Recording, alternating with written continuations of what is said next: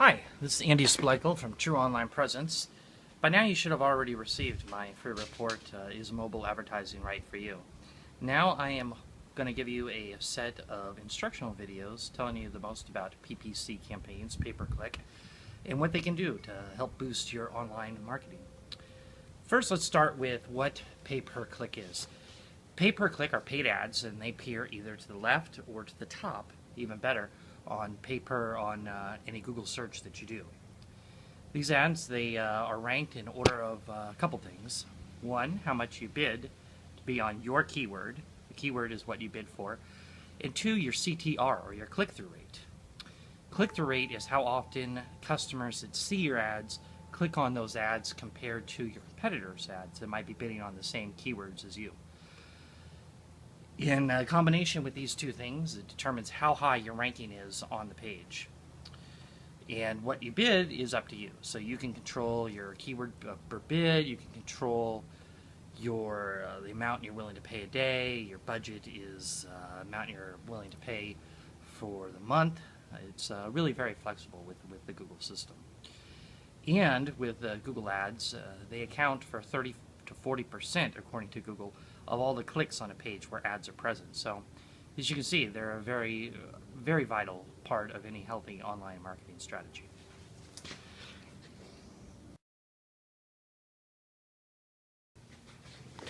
So let's get right into it. Technique one that I'm going to go over is match type.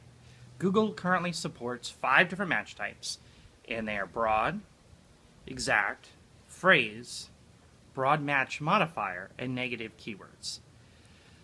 They're not going to be the same for everybody, so you're going to have to test and see which one's going to give you the best ROI. But let me go through what each of them are and how they work, and hopefully that should help you out. Broad, as the name suggests, is broad. So if you bid on a keyword, let's say shoes, you're going to show up for every query with the word shoes. Red shoes, blue shoes, black shoes, anything with shoes. So as you can imagine, that's going to generate a ton of traffic, but it might not be that specific for you. So it's probably not going to, it depends on your business, but it's going to be difficult with the ROI. And this is, in fact, the default that Google uses because, they want to drive as much revenue for them as they can. So, of course, they're going to want you to appear as many times as you can there. The second match type is going to be a phrase. Phrase, kind of like the name applies again, phrase is any phrase. So you got red shoes. So if somebody searches any query with the phrase red shoes, you're going to appear.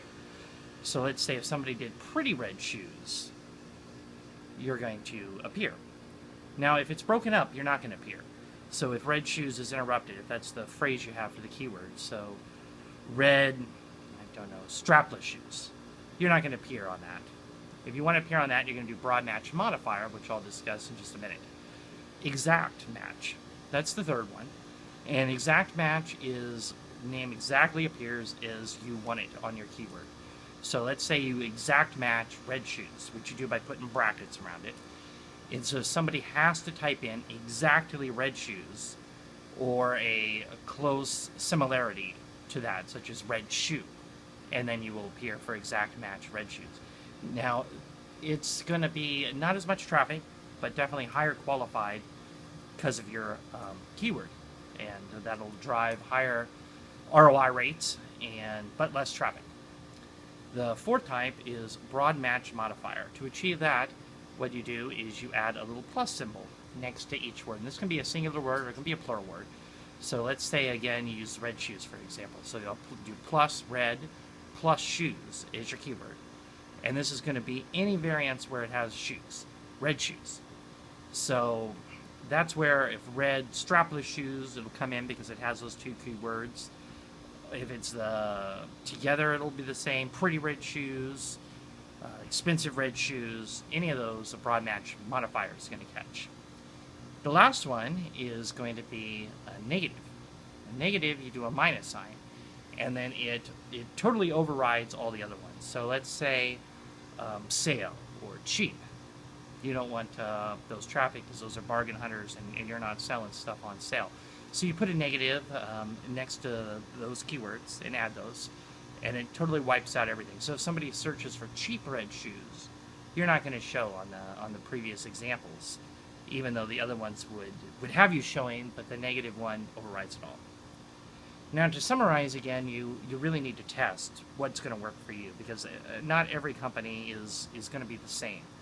So some might want a lot of traffic and use the broad. Some might definitely want to get a little bit more granular to create a better ROI, and you would use one of the other options, phrase, exact, or broad match modifier. And when you're testing, just a quick note, don't simply change it in your keyword account. What you want to do is you want to pause one and start another one anew. And that way you don't lose the historical data. If you change it, you're going to lose the historical data on the previous match type. So don't do that. It wouldn't be recommended, just so you keep the data.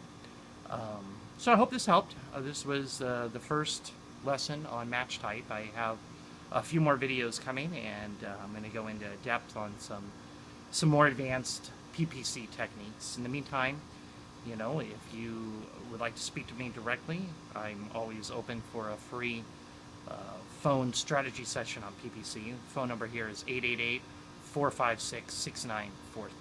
Thanks.